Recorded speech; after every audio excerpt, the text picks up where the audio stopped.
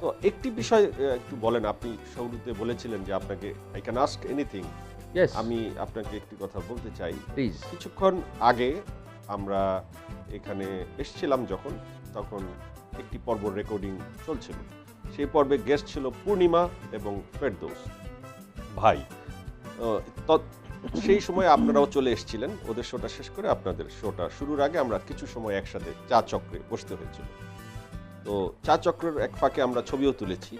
পরে আমি পূর্ণিমাকে বললাম, পূর্ণিমা দাঁড়াও, রিয়াজ ভাইয়ের তোমার সাথে একটা ছবি তুলব। সে আমাকে বলল যে জয় ভাই, আপনি যদি এই অফারটা রিয়াজকে করেন, সে আপনাকে অপমান করে ফেলবে।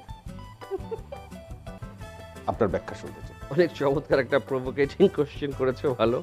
আসলে ব্যাখ্যাটা হচ্ছে যে এটা মানে পরের মুখে ঝাল না খেয়ে নিজের মুখে খাওয়া উচিত। একটা ছবি তুলতে বললে এত অপমান করে ফেলবো, এটা আমার ধারণা।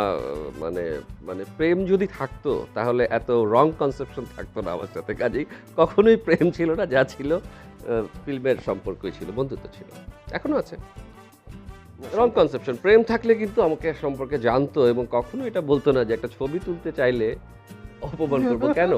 আরে কি আশ্চর্য, একটা ছবি তো আমরা তুলতেই পারি, আমরা একসাথে কত ছবি করেছি, ডাজন্ট ম্যাটার। এবং দেখেন যে ভেরি সিম্পল। আমি তখন সাহস করিনি, এবং যদি আমি সাহসটা করে আপনার কথা শুনে এখন মনে হলো যে হারালাম সেই ছবিটি, যেই ছবিটিতে রিয়াজ পূর্ণিমার সাথে আমি এক ফ্রেমে থাকতাম।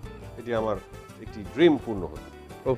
আর নেক্সট টাইম দেখা হলে অবশ্যই তুমি বলো। তো আমি আপনার কাছে আমরা- একটি দাবি চাইলাম যে আমি হ্যাঁ। একটি ছবি চাই আপনার Please. কাছ থেকে উপহার, যে রিয়াজ পূর্ণিমা থাকবে, সাথে আমি একটি ছবি তুলব। প্লিজ প্লিজ আমাকে একটা প্লিজ ক্যামেরাম্যান নিয়েন, আমি তুলে দিব।